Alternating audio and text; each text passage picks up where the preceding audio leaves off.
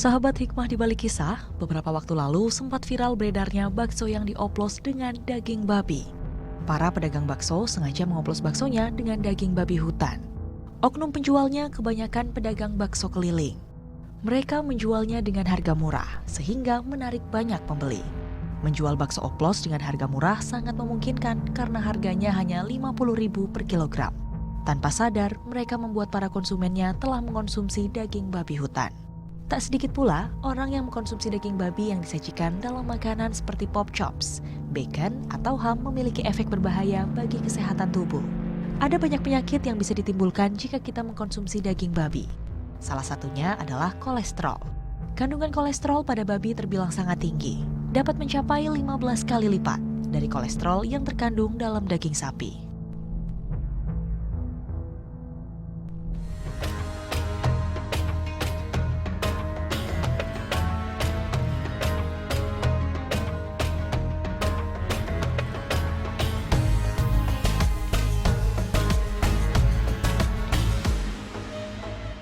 Assalamualaikum warahmatullahi wabarakatuh. Alhamdulillah sahabat hikmah, kembali saya Rahmah Hayunindiyah menyapa Anda bersama Ustadz Fikri Haikal MZ.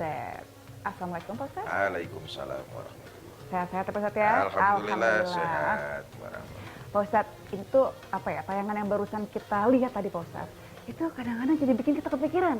Pas lagi enak-enak makan bakso ya, nah belakangan kita baru tahu kalau ternyata dagingnya oplosan, ada daging celengnya atau ada daging babinya.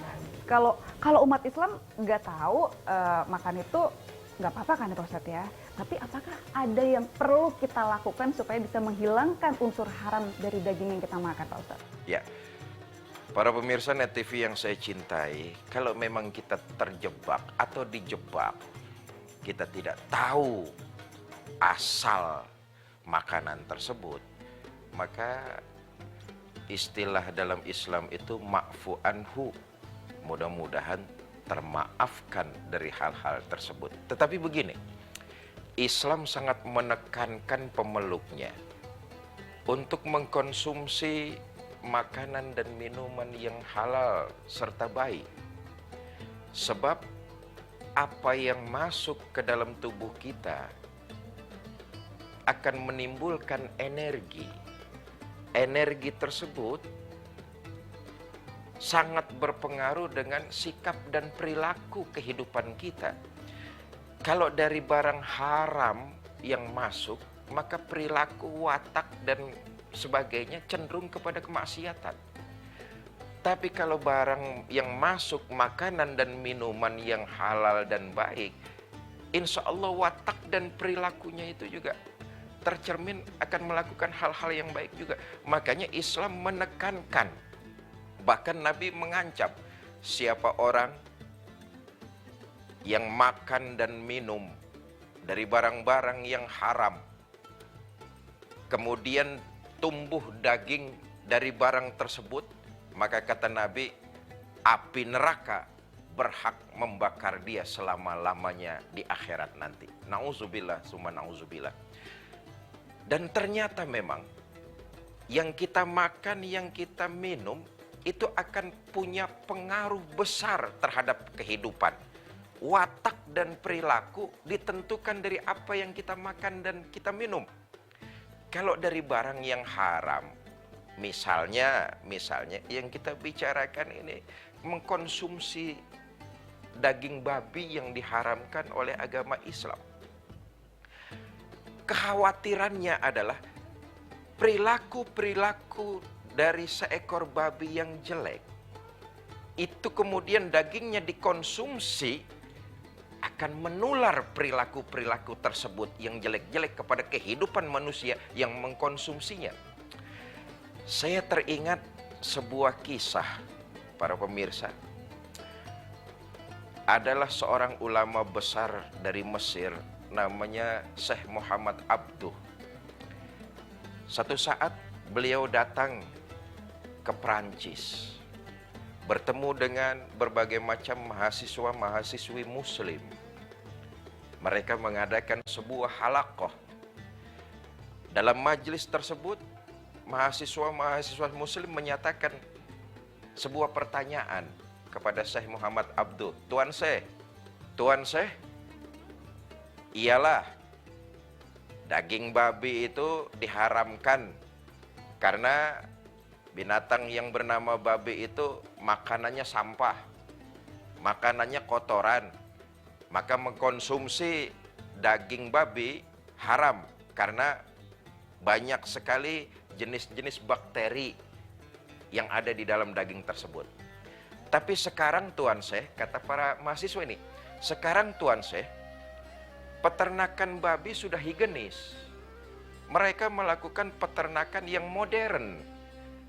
Babi-babi di peternakan itu sudah tidak lagi mengkonsumsi sampah, mengkonsumsi kotorannya sendiri, dilakukan dengan cara modern dan terjamin higienisnya. Syekh Muhammad Abduh mendapat pertanyaan dari mahasiswa-mahasiswa tersebut. Beliau diam sejenak. Kemudian kata Syekh Muhammad Abduh, saudara-saudara, tolong bawakan saya 2 ekor ayam jantan bersama 1 ekor ayam betina. Terus bawakan saya lagi 2 ekor babi jantan dan 1 ekor babi betina. Jadi permintaannya 2. Membawa 2 ekor ayam jantan dan 1 ekor ayam betina. Membawa 2 ekor babi jantan dan 1 ekor babi betina. Mahasiswa kaget dengan permintaan Syekh Muhammad Abduh. Mereka bertanya, Tuan Syekh, kok permintaannya aneh-aneh bener? Kata Syekh Muhammad Abduh, sudahlah, kalau kamu pengen tahu jawabannya, nanti kamu akan lihat jawaban yang luar biasa. Namanya mahasiswa idealis ya. Mereka bawa tuh 2 ekor ayam jantan dan 1 ekor ayam betina, serta 2 ekor babi jantan dan 1 ekor babi betina. Oleh Syekh Muhammad Abduh, 2 ekor ayam jantan dan 1 betina ini dikurung bersamaan. Apa yang terjadi? Para mahasiswa menyaksikan 2 ekor ayam jantan saling bertarung untuk memperebutkan seekor ayam betinanya. Lalu dimasukkan lagi dalam kurungan 2 ekor babi jantan dan 1 ekor babi betina. Apa yang terjadi? Para mahasiswa terkejut melihat perilaku hewan yang bernama babi tersebut. Apa yang terjadi?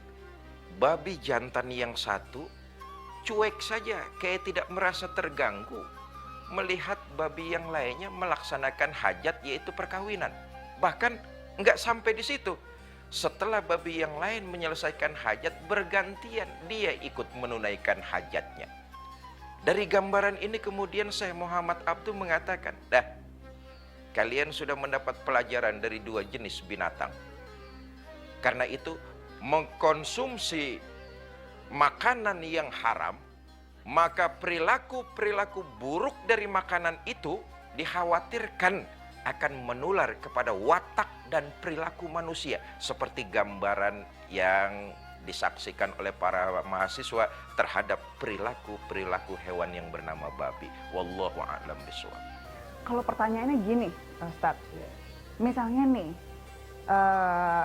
unsur babinya, mungkin bukan dagingnya atau bagian yang lain, ini adalah unsur penting dalam membuat obat misalnya untuk suatu penyakit. Sementara belum ada satupun ditemukan lagi obat selain itu yang mengandung unsur dari babi itu. Nah, apakah kita umat muslim boleh mengkonsumsi obat tersebut, Ustaz? Kalau memang tidak ada lagi jenis obat yang lain yang bisa memberikan rasa tawar terhadap satu penyakit, maka ulama membolehkan hal tersebut. Kalau tidak ada lagi unsur yang lain. Tetapi kalau ada unsur yang lain sebagai penawar terhadap satu penyakit, ya unsur yang lain itulah. Tetap bagaimanapun yang diharamkan agama adalah haram. Tidak ada lagi ilat atau tidak ada lagi alasan-alasan yang lain kecuali dalam kondisi yang memang sangat mendesak. Wallahu a'lam. Itu dia. Satu keraguan lagi sudah berhasil ya terjawab oleh Ustadz Fikri. Nah, ini ada satu lagi nih, Pak Ustadz. Sebuah keraguan tentang doa. dari anak yatim. Nah, katanya kan kalau doa anak yatim itu kan mustajab ya Pak Ustadz ya. Tapi bagaimana kalau anak yatimnya ini berperilaku tidak baik? Apakah doanya juga akan dijamin terkabul? Kita akan bahas ini usai jeda. Jangan kemana-mana sahabat hikmah.